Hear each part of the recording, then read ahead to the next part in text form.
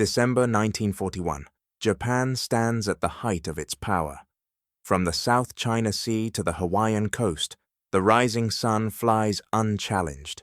Pearl Harbor burns, a triumph of precision and surprise.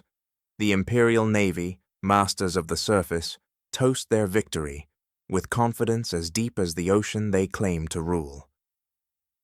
In the warm glow of Tokyo's Naval Club, smoke curls above the laughter of officers. They read intercepted reports of the American submarine fleet. Small, slow, underpowered. The Americans build toys, one admiral remarks. Ours build empires. Their words draw easy smiles. To them, submarines are an afterthought, weapons for nations too weak to build battleships. They do not know that far across the Pacific, a handful of quiet men prepare for a war no one will see. The U.S. Navy's silent service, undermanned, under-equipped, and overlooked, will soon inherit a mission too vast for its fragile machines. Their torpedoes fail, their training is rushed, and their confidence is sinking. The first patrols return to Pearl Harbor empty-handed, or not at all. Those who survive bring back only shame and questions no one in Washington wants to answer. Japanese intelligence confirms what their admirals already believe. American submarines are ineffective, their weapons unreliable. Convoys cross open waters without fear.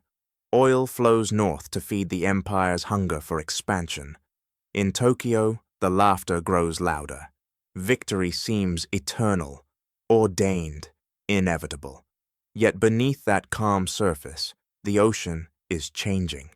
Within the pressure hulls of American submarines, frustration is turning into resolve. Every failed torpedo, every missed target, becomes a lesson written in salt and steel. The men of the silent service are learning, not glory, but endurance. History will remember the laughter in Tokyo Bay, but not for its certainty, because in that same month, those same toys begin to leave harbor, armed with broken weapons, but unbroken will. They head east into the same waters Japan believes it owns. The admirals do not know it yet, but the war they mocked has already begun, and it will end not with explosions on the surface, but with silence from below. In 1942, the Pacific is an empire of uncertainty. The United States Navy sails in the shadow of Pearl Harbor's ruins, its pride drowned alongside its ships. The surface fleet rebuilds, the submarines sail. They are few, fragile, and forgotten, the last mobile arm of a crippled navy. From Pearl Harbor and Fremantle, from Brisbane and Midway, they slip into the deep, small steel vessels burdened with a mission they are not ready for. Inside their narrow hulls, the air is thick with sweat and disbelief. Every sailor knows the odds. Their weapons fail more often than they fire, and their enemy is the most powerful navy on Earth. Still, they dive because someone must. Their faith lies in a single weapon, the Mark 14 torpedo. Elegant on paper, disastrous in practice. It runs 10 feet deeper than it should, explodes before reaching the target, or not at all. Commanders launch perfect attacks, watch their prey dead ahead, then see their torpedoes strike and bounce away like wooden logs. The sea fills with echoes of failure. Each patrol brings more humiliation. Boats return to base with stories of miracles that never happened. Destroyers unscathed, tankers sailing calmly away. In Washington, admirals blame the crews. They call it poor aim, bad luck, lack of discipline. They refuse to believe their engineering could be wrong. Behind closed doors, reports are buried beneath paperwork and pride. For the men of the silent service, the war becomes a test of faith. Their charts are marked with near misses and ghosts of kills that should have been. Every missed explosion feels like betrayal, not from the enemy, but from their own country. Inside the submarines, confidence erodes faster than steel. They joke grimly that their torpedoes are self-defense weapons, dangerous only to those who fire them. Meanwhile, Japan sails unchallenged. Convoys stretch from Singapore to Yokohama, heavy with oil, rice, and rubber. Escorts are few, precautions unnecessary. American submarines shadow them, helpless witnesses to the lifeblood of an empire they cannot yet touch. Tokyo's officers mock reports of U.S. submarines, calling them ineffective nuisances. To them, the Americans are children lost in the dark. But beneath the humiliation, something begins to harden. Crews start keeping their own records, testing theories and defying orders. They begin to learn their enemy and their weapons by trial, by failure, by instinct. The silent service becomes a school without teachers. Every dud torpedo, every missed shot, is a lesson no manual could teach. The Japanese have mistaken silence for weakness. They do not yet see that frustration has become determination, that humiliation has turned to resolve. Because inside those rusted hulls, a new kind of warrior is taking shape. Not one who fights for glory, but one who fights to make his weapon worthy of the men who carry it. In time, those same submarines will return to the same waters and the same targets. Only next time, the explosions will not fail. And when they come, they will echo louder than the laughter that once filled Tokyo Bay. In the aftermath of failure, something rare begins to form. A quiet brotherhood forged in steel and salt. The submarine force, once dismissed as ineffective, begins to reshape itself, not through orders from above, but through the discipline of those below. They call themselves the Silent Service, not because they choose silence, but because the ocean demands it. Every patrol becomes a classroom. Crews speak little. They learn more from the rhythm of engines, the hum of sonar, the tilt of the boat as it dives.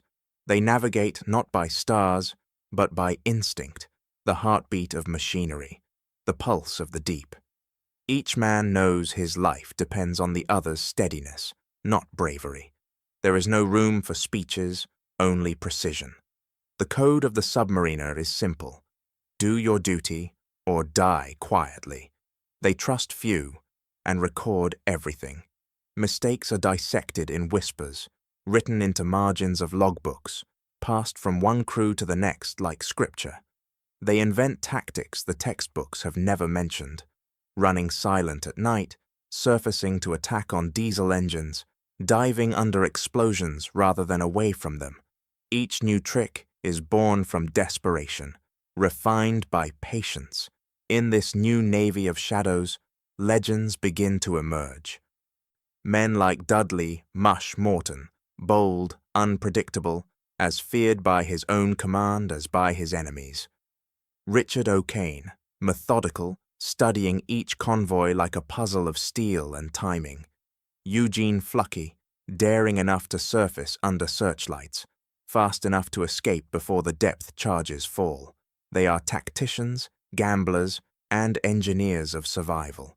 They measure courage not in medals, but in miles survived underwater. Life inside a submarine is measured in hours of sweat and inches of air.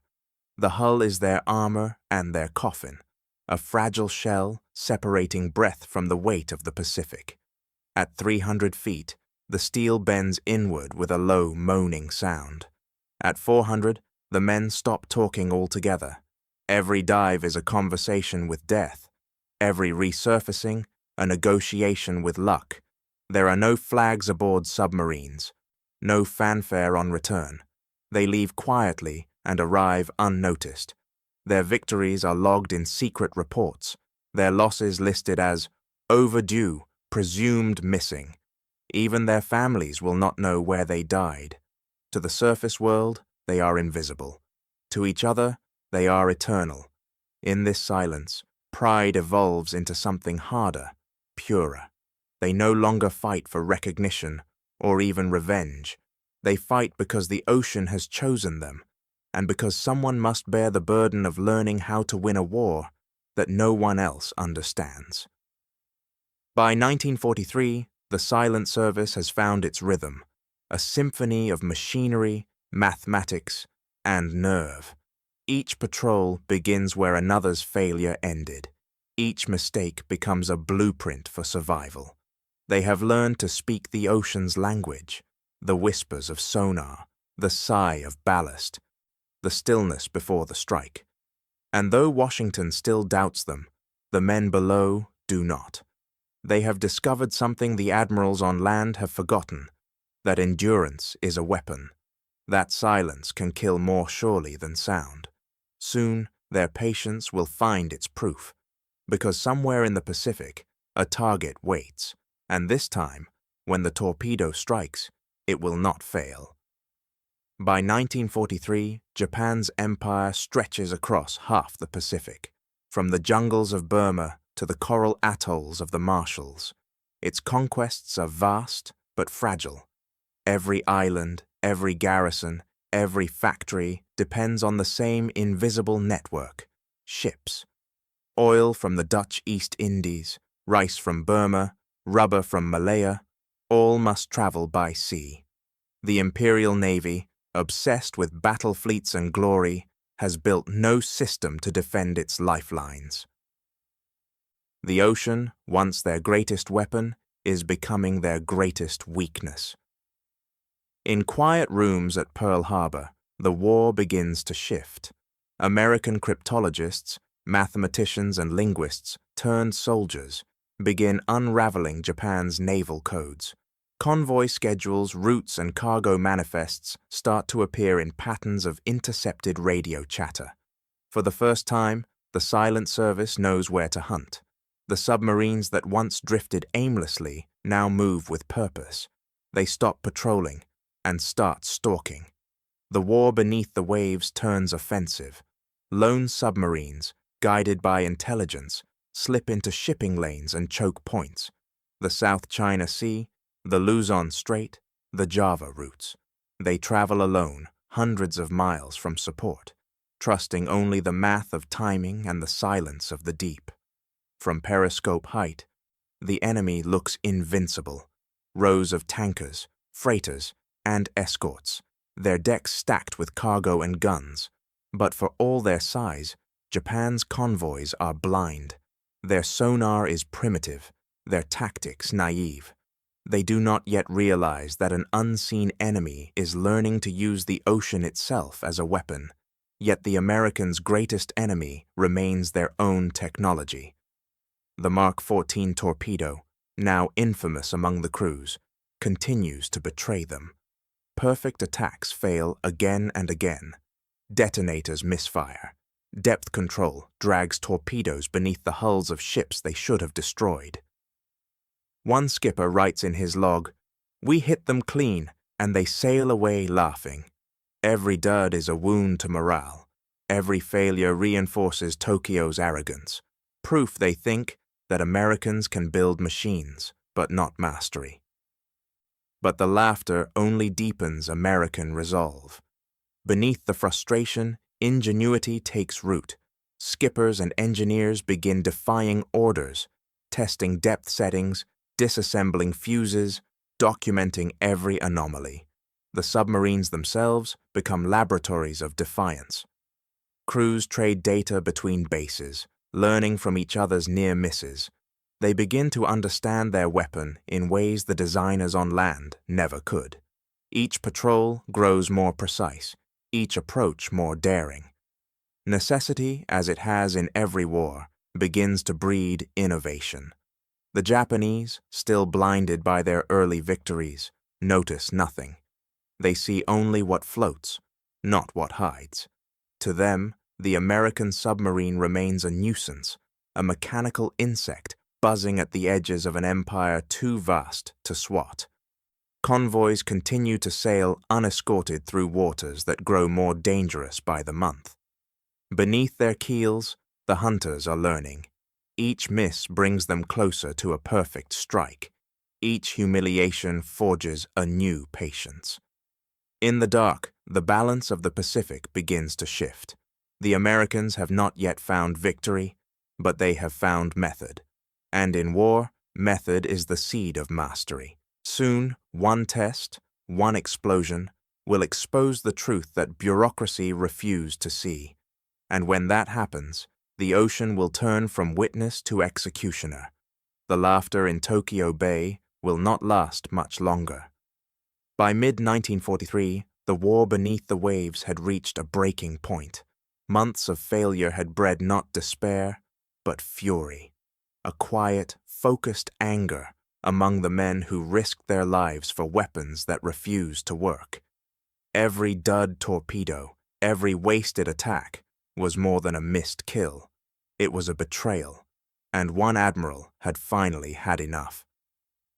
Vice Admiral Charles Lockwood, commander of the Pacific Submarine Force, had read the reports for months.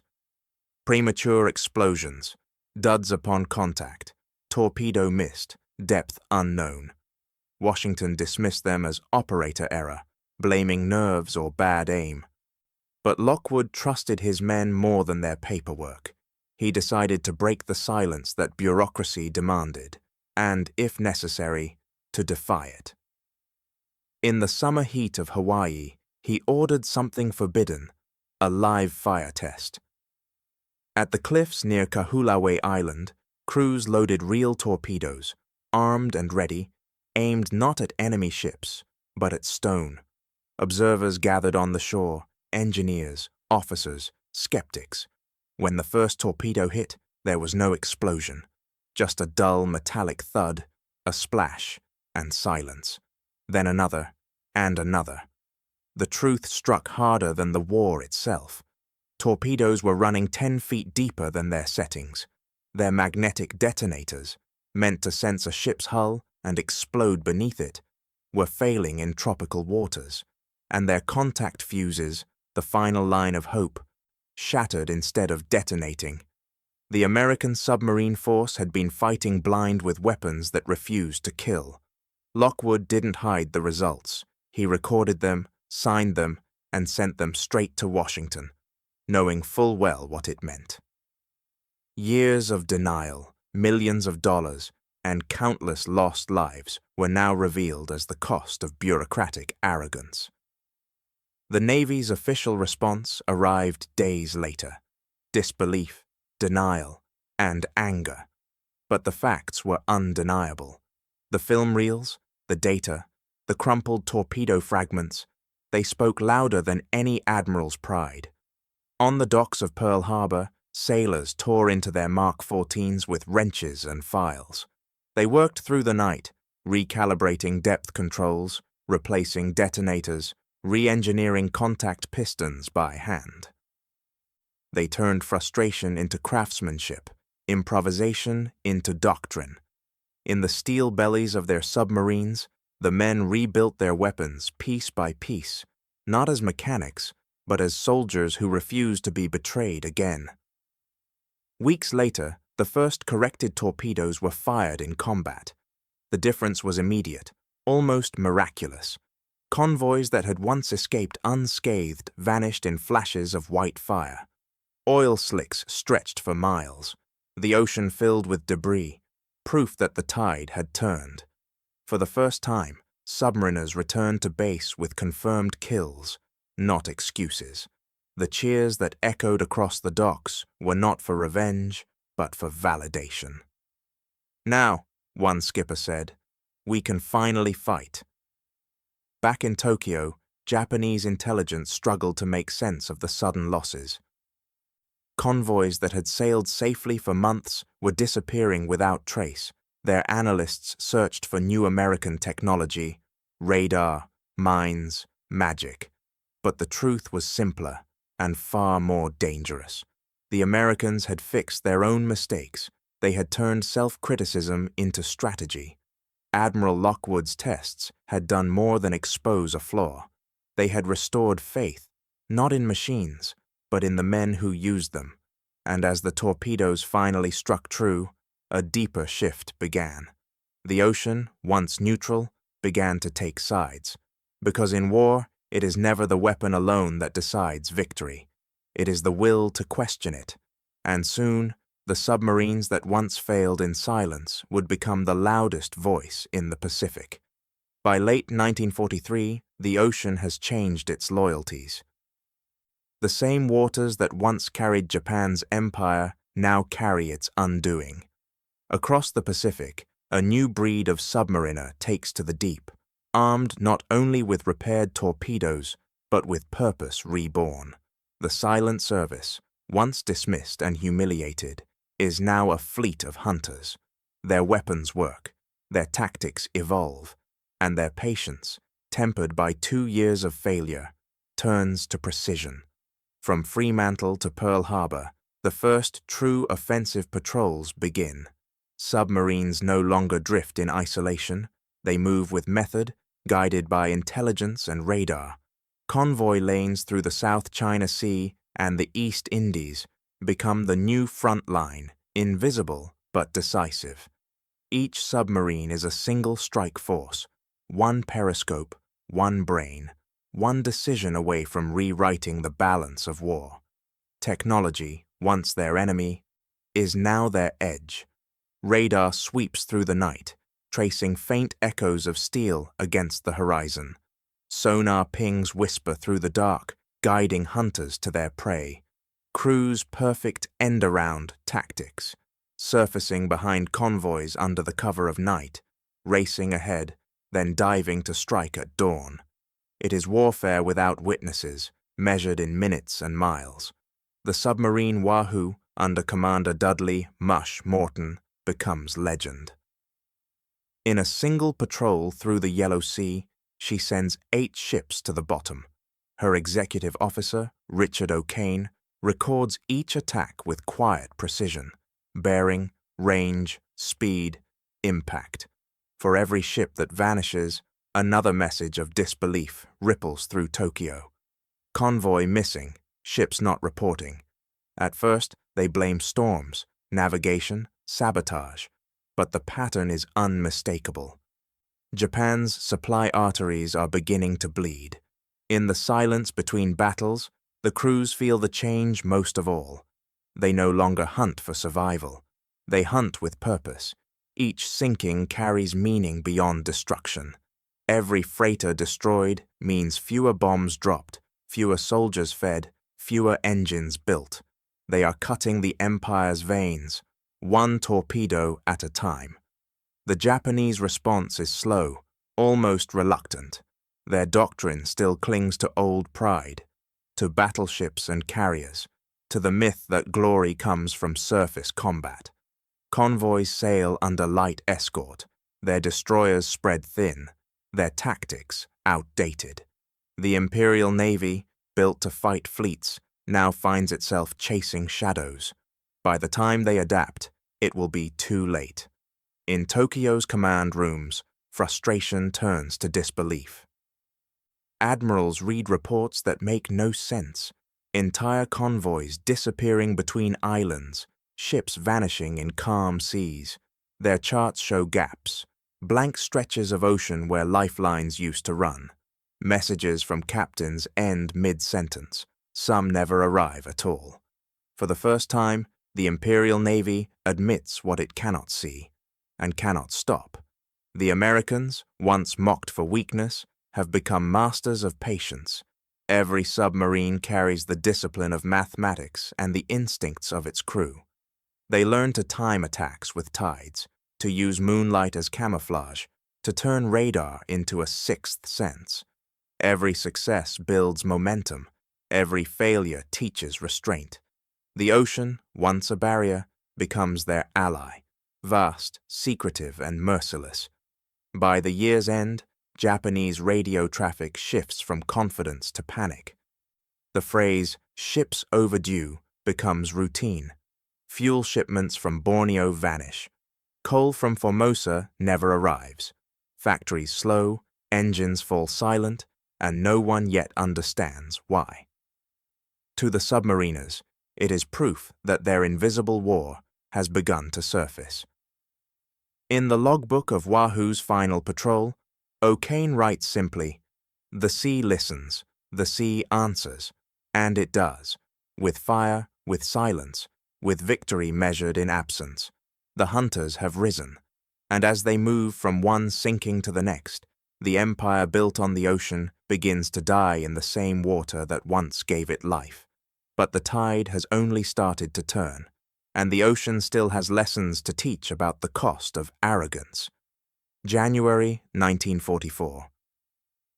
In the heavy, humid night of the South China Sea, Convoy 312 departs from Singapore, 12 ships strong, carrying oil, coal, and what remains of Japan's faith in its empire. The tankers move north through the Luzon Strait, engines droning, stacked with barrels of black gold. For Tokyo, these shipments mean survival. Without them, the factories fall silent, the ships stop sailing, and the empire suffocates. But waiting in that narrow passage of deep water are three shapes, silent, patient, and invisible. USS Seawolf, USS Trigger, and USS Whale lie submerged in a triangle of death. Their radar masts slice through the surface, scanning the void for metal and motion. In the darkness of their control rooms, men whisper in low tones, lit only by the green glow of instruments. They have no music, no fanfare, only the rhythm of their breathing and the slow sweep of a radar beam that now begins to flicker. Contact. One blip, then two, then a cluster of 12. Convoy 312 has entered the trap. Orders pass in silence, hatches close, depth gauges steady. The air grows thick with sweat and anticipation. On Seawolf's command deck, the skipper studies the chart, his pencil tracing the convoy's course. 1,000 yards to intercept. Current moving east, wind low. It is a geometry of death. At 23:15, he gives the order. Flood tubes 1 through 6. The first torpedo leaves its mark like a heartbeat. A hiss, a rush, a moment of silence. Then, impact. A distant thud vibrates through the hull. Moments later, a tanker erupts into a pillar of orange fire, lighting the horizon like sunrise on water. The crew doesn't cheer, they listen. For explosions, for depth charges, for the telltale whine of screws rushing toward them. But there is only the roar of fire and the low groan of ships breaking apart. Across the strait, Trigger rises to periscope depth. Her captain, Lieutenant Commander Roger Donovan, sees the convoy in chaos. Ships scattering, searchlights flaring uselessly across the smoke. He fires a spread of 4. 2 detonate beneath a freighter's keel, lifting it from the sea before it folds in half. A third strikes an escort, the destroyer Ikazuchi, and sends her bow spiraling into the dark. The ocean becomes a stage of flame and ruin. In the chaos, Whale moves to intercept the rear. Her sonar operator whispers through the noise. Target bearing 270, closing fast. The captain steadies his voice. Fire 2! Another explosion, smaller this time but decisive. An oil tanker breaks apart, pouring its cargo across the waves. The surface burns for miles, a rolling sea of fire stretching toward the horizon. By dawn, the battle is over.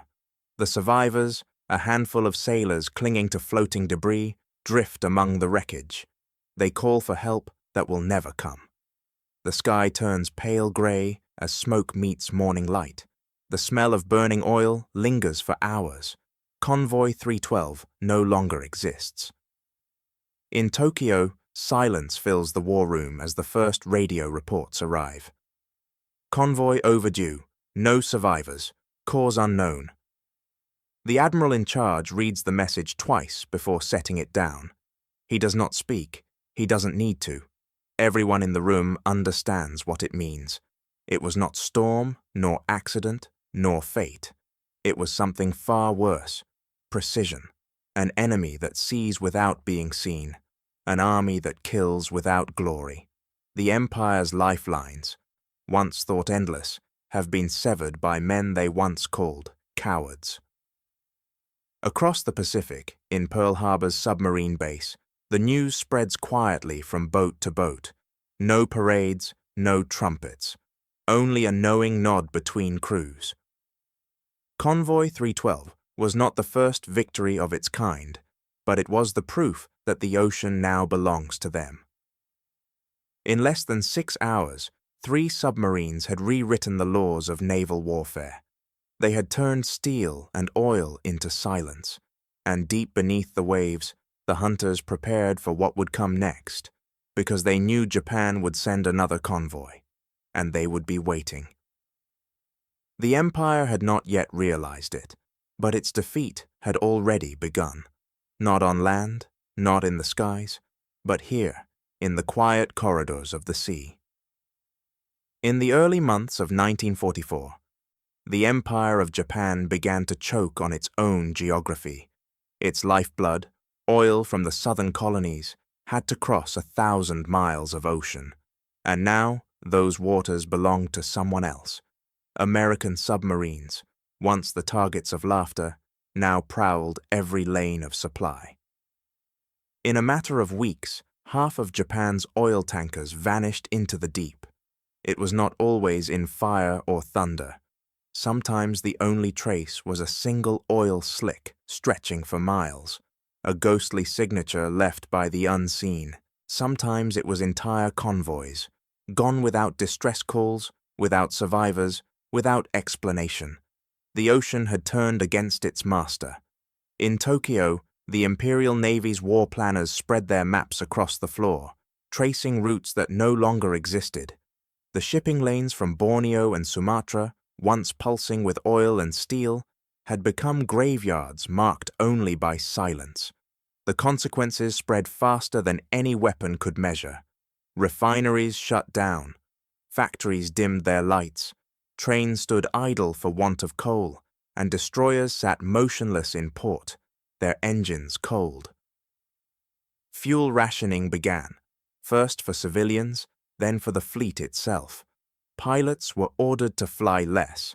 Ships were ordered not to sail unless absolutely necessary. For a navy built on movement, stillness became its defeat. Yet in Tokyo, the speeches continued. Admirals spoke of spirit and destiny, of the unbroken will of the samurai. They promised that courage could replace oil. But courage cannot turn turbines. Spirit cannot lift an aircraft from the runway. The Empire's belief in its own invincibility was now a burden, a faith running on fumes. In the shipyards, workers built tanks and trucks with no fuel to run them. Engineers designed new warships that would never leave dry dock. Even the great battleships of the fleet, Yamato and Musashi, began rationing their training cruises, their fuel measured in teaspoons. Every gallon of oil became a question. Who deserves to move, and who must remain still? Japan, once the predator of the Pacific, was learning what it meant to starve in motion. Meanwhile, beneath the waves, the Americans refined their art. Their submarines struck with a tempo that defied expectation. Convoys attacked not once but twice. Ships sunk as replacements were still being built. Submariners joked darkly that Japan was now mining its own sea routes, each tanker carrying the explosive promise of its own destruction. The hunters no longer searched for targets. They chose them. It was a war of mathematics, efficiency measured in tons of oil denied rather than ships destroyed. By mid-1944, the numbers told a truth no speech could hide. Japan's merchant fleet had shrunk by more than half. Of its once proud tanker force, only a few dozen vessels remained seaworthy. The Imperial Army in Burma could no longer be resupplied. Divisions in the Philippines fought on half rations. Even the fishing boats stopped sailing, leaving the home islands hungry. The empire that had conquered the Pacific with oil now faced defeat by its absence. Still, official communiques described temporary shortages. Newspapers blamed storms and enemy trickery. But those who stood on the docks knew the truth. There were no more ships. The harbors once crowded with convoys were now quiet. their cranes hanging over empty piers, like relics of another world. In the end, the Empire did not run out of courage. It ran out of fuel. Every warship, every airplane, every promise of victory depended on oil that would never arrive. The laughter of 1941 had long since faded, replaced by the creak of rusting hulls and the low hum of generators running on fumes. The submarines had not just destroyed ships, they had dismantled the illusion of endurance. Japan had built its empire upon the sea, and it was the sea that now denied it life. In the months to come, as engines fell silent and the lights of Tokyo dimmed, the empire would face a new enemy, not the American fleet, but the slow, unrelenting gravity of exhaustion. For every submarine that returned to Pearl Harbor, another did not. The men of the silent service fought a war measured not by victories, but by disappearances. 1 in every 5 never came home, the highest casualty rate in the U.S. Navy. No banners marked their loss, no headlines announced their names. The ocean simply closed over them, sealing the record in blue silence. When depth charges fell, the world became sound and pressure. Inside a submerged steel tube, a man could hear the war approach, first as a distant echo, then as a trembling vibration through the hull. Each explosion struck like a heartbeat out of rhythm, rattling bolts, shattering gauges, bending steel. In the red-lit control rooms, men whispered, afraid even breath might betray their position. The walls groaned as if alive, the temperature climbed, and the air grew stale with oil and fear. No one prayed aloud. Faith was measured in restraint, in the act of waiting while death passed overhead. Every patrol brought the same terror in new form. A torpedo run too long, a battery overheated, a valve stuck shut. Sometimes the enemy never appeared. Sometimes it appeared all at once. There was no glamour, no spectacle, only calculation and consequence. A single mistake meant 100 men lost to a single patch of sea. Some boats simply vanished. USS Perch was last heard off Java. No distress call, no wreckage. USS Trigger, lost near Okinawa, reported one final convoy before silence consumed her. And USS Tang, the most successful submarine of the Pacific War, met an ironic fate, sunk by her own malfunctioning torpedo. The survivors, a handful of men pulled from the wreckage, were imprisoned in Japan until war's end. Their comrades lay entombed in the same waters they once ruled. Each submarine carried its own world, 70 men breathing one another's courage and exhaustion.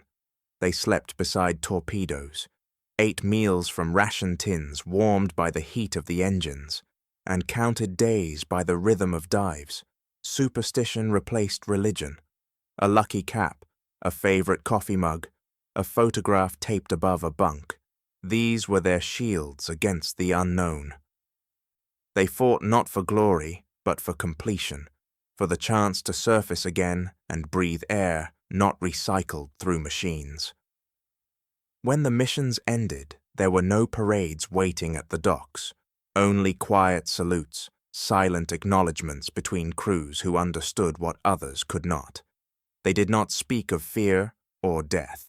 The ocean had already spoken enough of both. The Navy recorded each loss in brief reports. Overdue, presumed lost. But the truth was simpler and heavier.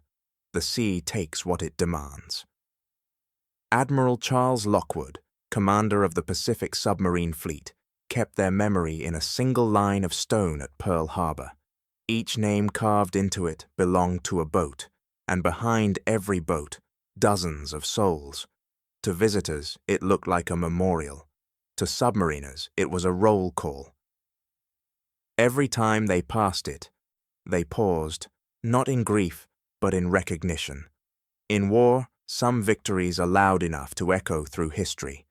Others are so quiet they can only be heard by those who survived them. The submariners fought their war in darkness, far from cameras or ceremony. Their reward was endurance, their monument, the stillness of the sea that covered them. Each patrol cost lives. Each death brought 100 enemy losses. And in that terrible arithmetic, the war beneath the waves found its balance. For every ship that sank in flame, there was a submarine that never returned to see it.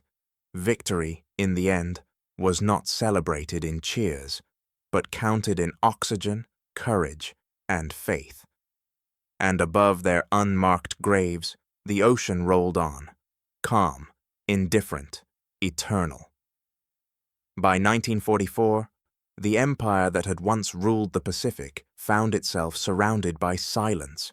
Its mighty fleet still floated in name, but its lifelines, the merchant ships that fed its armies and fueled its factories, were gone. 9 out of every 10 Japanese cargo vessels had been sunk or stranded. The nation that had conquered by sea was now imprisoned by it. The collapse did not come with explosions, but with absence. Convoys that once brought rice from Burma, coal from China, and oil from Borneo simply never arrived. Where once the ports of Yokohama and Kobe roared with cranes and sirens, now there was stillness, the sound of waiting. On the docks, workers watched the horizon for ships that would never return. In their place came only debris, broken lifeboats, burned barrels, the fragments of a nation's arteries. In Tokyo, ration cards replaced currency. Citizens queued for hours, not for fuel, but for candles. Bicycles became the new transport of war. Even the Imperial Navy, once the pride of Asia, was reduced to inaction. Destroyers and cruisers lay at anchor, their engines drained dry, their crews training on wooden mock-ups. Planes sat wingless on airfields, perfect, useless machines without the oil to rise. For the first time in its history, Japan's enemy was not another nation. It was immobility. On distant islands, the situation was worse. Garrisons in the Solomons and the Marshalls, once fed by convoys, now fought over handfuls of rice. Ammunition was rationed, not by battle, but by breath. Men starved in the jungles, beside rusted artillery pieces, waiting for supply ships that had ceased to exist. The ocean that once carried their empire now carried only death. American submarines roamed these waters like silent judges. They no longer hunted ships in motion. There were too few to find. Now they stalked the wreckage, searching for stragglers, cripples, the ghost convoys of a dying empire. Through the periscopes, they saw not fleets, but fragments, a single freighter limping through fog, a tanker burning in isolation. Each torpedo sent was less a weapon of war and more a punctuation mark in the empire's obituary. The results echoed through the home islands. Factories, once blazing with the noise of industry, flickered in darkness. Steelworks shut down. Electricity was rationed to hours. The trains ran on coal dust. The trams stopped altogether. Even the emperor's voice, when broadcast over radio, reached his people through static and weakness. The empire that had built its pride on precision was now reduced to improvisation, melting temple bells for copper, grinding pine roots into oil. Still, the official broadcasts spoke of victory. They claimed the empire's endurance was unbroken, its faith undimmed. But faith could not feed the children standing barefoot in Tokyo's alleys. It could not power the ships rusting in Kure harbor. And it could not hide the truth written across the sea, the empty horizon where convoys once sailed. By late 1944, Japan's islands were ringed not by American battleships, but by an invisible blockade. It was not declared, yet it was absolute. Every ship sunk, every tanker lost, tightened the noose another inch. Tokyo's admirals had laughed once at the toys of the American Navy. Now, those toys had starved their empire into paralysis. The Pacific had become a graveyard, not of bodies, but of pride. Each wreck beneath the waves marked a promise undone.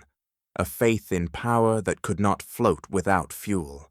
And as Japan's skies dimmed and her cities began to fade, the ocean, that old ally, had turned indifferent. The empire was dying not in battle, but in silence. And far below, in the cold stillness of the deep, the submariners who had made it so prepared for their final patrols, unaware that their quiet war was already deciding the end. By 1945, the Pacific was no longer a battlefield. It was an execution ground. The skies belonged to American bombers, and the seas to submarines. What remained of Japan's navy clung to its coasts, trapped by the very ocean that had once carried its ambition. There were no more convoys to protect, no more oil to transport. Yet still, the submarines went out, one final wave of patrols into an empire already sinking beneath the weight of its silence. The submariners called them end-of-war cruises. They were missions without mystery now, hunting what little remained afloat. Troop transports, hospital ships, even fishing trawlers pressed into service. Each patrol was part combat, part closure. Men who had spent years in darkness now found the seas strangely empty, their prey scattered and broken. The hunters were left with the echo of their own success. Then, in November 1944, came one of history's quietest spectacles of irony. The Shinano, the largest aircraft carrier ever built, pride of the Imperial Navy, left Yokosuka on her maiden voyage. Her armor was thick, her air complement vast, her reputation already mythic. She would never see open water again. Lying in wait was the USS Archerfish, commanded by Commander Joseph Enright. In the early hours before dawn, 6 torpedoes left her tubes, streaking through the dark like verdicts. 4 struck home. In 7 hours, the Shinano rolled and sank, the greatest warship ever built, destroyed by what Japan had once mocked as a toy. When word reached Tokyo, disbelief turned to resignation. The Navy's superweapon had fallen not to a fleet, but to a single submarine, a ghost beneath the surface. In the Imperial Navy's war room, a senior admiral was heard whispering, "Our seas are no longer ours." Across the Pacific, other names joined the roll of final victories. The USS Barb, commanded by Gene Fluckey, shelled Japanese rail lines from the coast of Hokkaido. The USS Tang, before her loss, destroyed more ships in a year than entire squadrons had in the war's first half. By now, the submariners were not just hunters, they were architects of collapse. Each patrol erased another piece of Japan's ability to move, fight, or feed itself. Yet there was no celebration aboard these vessels. Their victories had become methodical, impersonal. Each sinking was another confirmation that the enemy had nothing left to lose. In control rooms lit only by red lamps, sailors listened to sonar pings fade into emptiness. They knew the war was nearly over, and with it, the strange fraternity that had defined their lives beneath the waves. On the other side of the ocean, Japan's admirals faced the same conclusion. From their offices in Tokyo Bay, they could look out and see the irony made real. Where once battleships lined the harbor, there was only still water. The docks were bare, the cranes hung idle. The Empire's fleet, the one they had built to dominate the Pacific, now guarded nothing but memory. One officer, who had laughed at reports of American submarines in 1941, stood on the seawall and watched the empty horizon. There was no laughter now, only the quiet admission of defeat. He had commanded a navy built for glory and watched it drown in arrogance. Every ship lost had been a warning ignored. Every convoy sunk a truth denied. The Empire had not been conquered by a superior fleet, but by persistence, the relentless, invisible patience of those who fought without fanfare. By the spring of 1945, the submarines returned home one by one. They surfaced into sunlight, their decks littered with salt, their crews older than their years. Their war was ending, not in fireworks, but in quiet recognition. The ocean that had once seemed endless was now empty, and somewhere off Tokyo Bay, where laughter once echoed across the water, the tide moved in slow and steady rhythm, carrying away the last sounds of an empire that had mocked the deep. By August 1945, the Pacific Ocean, once alive with fleets and convoys, had fallen silent. The engines that once roared from Truk to Tokyo were gone. The empire that had risen on the sea now lay stranded upon its own shores. No ships sailed, no convoys moved. What began as an unseen war of attrition had ended as the complete stillness of defeat. In Tokyo, the surviving admirals gathered around maps that no longer meant anything. The bright red lines that had once marked Japan's shipping routes stretched like veins, now empty, meaningless, connecting nothing. Where once they had traced power and purpose, they now traced memory. Each route was a reminder of something lost: an oil tanker sunk, a rice freighter burned, a convoy erased without a single survivor. Even the sea itself seemed to mourn, its once busy surface now reflecting only the gray sky of surrender. The reports arriving from the outlying islands were the same: silence, hunger, surrender. Entire garrisons cut off for months now emerged from the jungle, gaunt and bewildered. They had fought without orders, waiting for supply ships that would never come. The empire's conquests, from the Philippines to Burma, had been lost not to invasion, but to isolation. Japan's armies had not been defeated in the field. They had simply been abandoned by the ocean that had once carried them. On the other side of that ocean, the submarines surfaced. One by one, the silent service came home. There were no parades, no crowds, no fanfare. Only the open sea greeting them like an old companion. Vast, indifferent, eternal. Men climbed out onto sun-bleached decks, squinting into daylight they hadn't seen in weeks. Their victory was invisible, their work complete. They had won the war no one had witnessed. The campaign fought entirely beneath the surface of history. At Pearl Harbor, the same docks that had once held smoking ruins now welcomed submarines scarred by salt and battle. Each hull bore silent testimony: dents from depth charges, chipped paint from near misses, names of sunk ships stenciled discreetly by the sail. There was pride, but also exhaustion. For 4 years they had hunted without rest, knowing that at any moment the ocean could take them too. Now the ocean finally gave them back. In Tokyo, surrender was signed. The emperor's voice broke over the radio, soft, measured, unrecognizable to his own people. He spoke of enduring the unendurable. For the first time, Japan's rulers admitted what their soldiers already knew. The war had not ended with a decisive battle, but with depletion, a nation strangled slowly, invisibly, from beneath the sea. Historians would later call it the most decisive unseen campaign of the Pacific War. No headlines marked its milestones, no cameras recorded its battles, yet it achieved what bombers and armies could not. It silenced an empire without ever setting foot upon its soil. Victory had come not through spectacle, but through persistence, through patience measured in torpedoes, maps, and unending patrols. When the submariners looked out across the Pacific one last time, they saw no enemy ships, no smoke, no sound. Only a horizon stretched clean and empty. The same ocean that had once echoed with arrogance now whispered only stillness. The war beneath the waves was over, and in that silence, the sea kept its final secret, that it had claimed an empire, not with fury, but with the quiet persistence of those who never stopped fighting beneath its surface.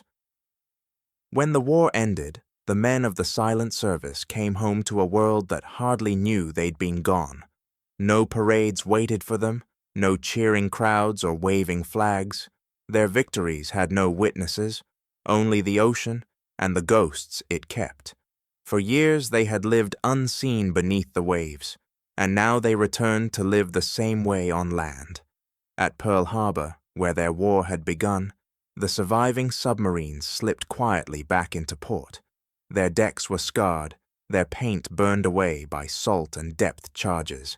Each carried the names of ships sunk, small white stencils on steel, cold and uncelebrated. A few wives and families stood on the piers, their faces searching for names that weren't coming back. For every submarine that returned, another never would. 1 in 5 submariners had vanished without a trace. No wreckage, no graves, only a line in a report marked "Overdue, presumed lost." The survivors stepped ashore, thinner, older, their eyes accustomed to red light and silence. They spoke softly, even in peace. Many could not sleep without the hum of engines or the creak of a pressure hull around them. When they did speak, it was rarely about war. They talked of machinery, of storms, of navigation, never of the faces they saw through periscopes, never of the ships they sent down in flame. Their war had demanded precision, not reflection. Statistically, they had achieved the impossible. With barely 2% of the U.S. Navy's manpower, they had destroyed 60% of Japan's merchant fleet. More than 1,000 ships sunk, tankers, freighters, transports, and warships alike. They had strangled an empire without ever raising a flag in victory. But statistics did not tell the story of men who had spent entire patrols in darkness, rationing air, whispering through fear, waiting for explosions that would never come. Their success was measured not in spectacle, but in endurance. When medals were awarded, few attended the ceremonies. The silent service had always preferred anonymity. They were not fighter aces or bomber crews. There were no photographs of their battles, no headlines announcing their triumphs. Their victories occurred in a realm too deep for witnesses. Even their families often knew little, only that their sons and husbands had gone to sea, and sometimes that they had not returned. In the years after the war, the submariners disappeared into ordinary life. Some became engineers, teachers, or farmers. Others stayed close to the sea, drawn to the quiet that had once surrounded them. At reunions decades later, they spoke little of combat, but much of the camaraderie, the shared understanding that only those who had lived beneath the waves could ever feel. They laughed, softly, at memories that no one else could understand. History would take decades to find them. Only when wartime records were declassified did the scope of their achievement become known. The headlines finally came, too late for many to read them. The nation learned that the victory it had credited to bombers and generals had in truth been secured by men who fought unseen, by patience and calculation, not spectacle. Their war had no monuments, only quiet remembrance. Even today, when divers descend to the wrecks that still rest on the Pacific floor, they find the legacy of those men. Torpedoes frozen in rust, silent tombs of steel. The ocean keeps their secret, as it always did, because theirs was not a war of glory or fame. It was a war of ghosts, and though they came home, a part of them never left the deep. History remembers the loud victories, the roar of aircraft, the fire of artillery, the cheers of liberation, but the war beneath the sea ended differently. It ended in silence, in patience, precision, and persistence. There were no crowds to see it, no cameras to record it, yet its lessons outlasted the noise of every battlefield above. The silent service had proven a quiet truth, that innovation defeats arrogance. Japan had entered the war believing in strength, in the unshakable supremacy of battleships and the divine certainty of empire. America entered it believing in correction, in learning, adapting, and failing until it found what worked. Between these two philosophies lay the difference between defeat and survival. At the start of the war, the Japanese Navy saw itself as untouchable. Its admirals laughed at the notion that small, unseen submarines could threaten their grand armadas. But while they worshipped the past, the code, the sword, the spectacle, the Americans studied the future. Every malfunctioning torpedo, every failed patrol became a page in a manual written by error. Each loss refined a system. Each flaw exposed a truth. Arrogance stood still. Ingenuity moved forward. By war's end, that difference had become decisive. Japan's faith in perfection blinded it to reality. The United States' faith in improvement turned failure into doctrine. The submarines that once returned empty-handed now commanded the Pacific, proving that victory belongs not to the flawless, but to those who learn fastest from their flaws. In the silence of the deep, the Americans had mastered what the Japanese Navy never could: humility as a weapon. Every ping of sonar, every radar echo, carried not just sound, but meaning. They were the heartbeat of a new kind of warfare, one where information and adaptation triumphed over pride and ritual. Each submarine became both weapon and laboratory, each patrol a lesson in human ingenuity. The ocean itself became the classroom, harsh, unyielding, honest.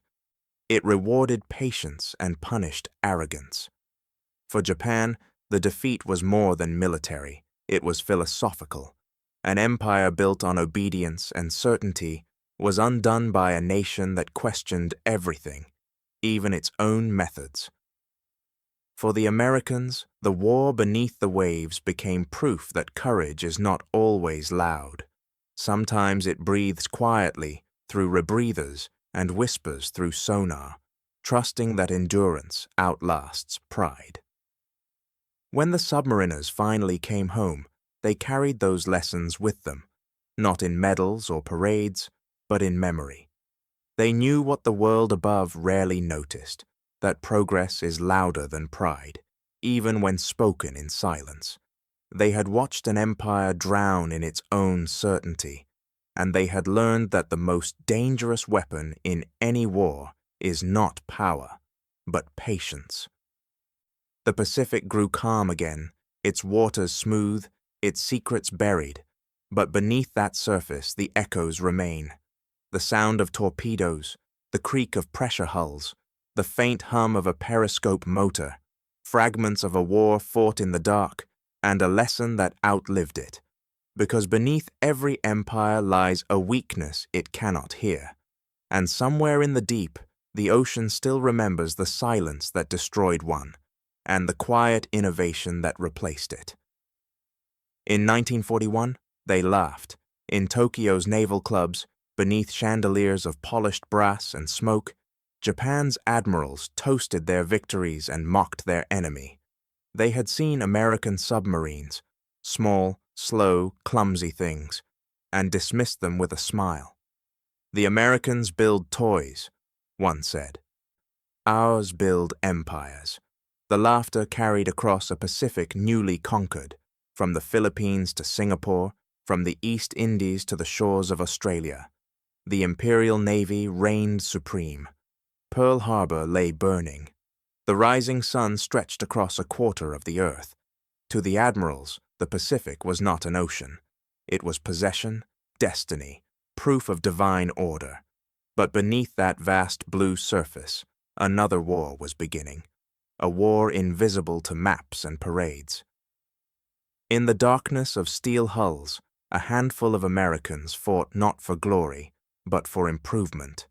They fixed their weapons with wrenches and wire, learned from every failure, and sailed again. They didn't have empires or divine mandates, only mathematics, patience, and persistence. Where arrogance stood still, they adapted. Where pride shouted, they listened. By 1943, the laughter had softened. Convoys that once sailed unescorted began to vanish. Radio reports went unanswered. tankers never arrived. The same admirals who had joked about American toys now reviewed casualty lists longer than their fleet rosters. They ordered more destroyers, more escorts, more prayers, but none of it mattered. The enemy they had mocked was now everywhere and nowhere, silent and precise. By 1944, the ocean had turned against them. It no longer belonged to Japan, but to the silence beneath it. Every route from the Indies, every lane of oil and rice, had become a killing ground. American submarines waited in shadows, listening, calculating, striking. There were no speeches, no battle cries, only torpedoes running true. The Pacific, once Japan's empire highway, became its grave. The admirals gathered again, but there was no laughter now. Their maps were bleeding red ink, convoys lost, fleets destroyed, ports empty. The empire had been built upon the sea, and the sea had quietly taken it back. They had measured power by noise, by spectacle, by ceremony. But in the end, it was silence that decided the war. When Japan surrendered in 1945, there were no ships left to defend its coasts. Oil was gone, industry starved, transport destroyed. The submarines, the toys they once dismissed, had starved an empire into submission. They had fought without fanfare, won without recognition, and vanished again beneath the waves.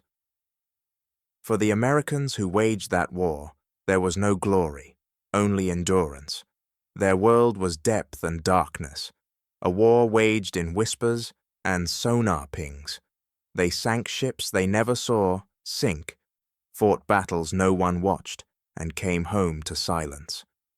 But history would later uncover their achievement. With just 2% of the Navy's manpower, they had destroyed 60% of Japan's shipping. They had won a victory measured not in spectacle, but in consequence.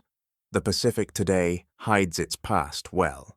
Its surface is calm, its storms forgotten, its wrecks buried in salt and coral, but beneath it lie the remains of pride and the proof of patience, the bones of fleets that believed they could not lose, and the ghosts of men who proved otherwise. It is a graveyard without markers, a monument built by silence. The story of the Pacific War ends not with the roar of engines, but with the absence of them, not with a final explosion, but with stillness. Because the ocean remembers what arrogance forgets, that no empire can outlast the tide, and no certainty survives correction. The Americans did not win because they were perfect. They won because they refused to remain broken. In 1941, the Japanese admirals laughed at the idea that such men could defeat them. By 1945, their fleets were gone, their harbors empty, their laughter drowned in the silence they never saw coming. They laughed once, they never laughed again.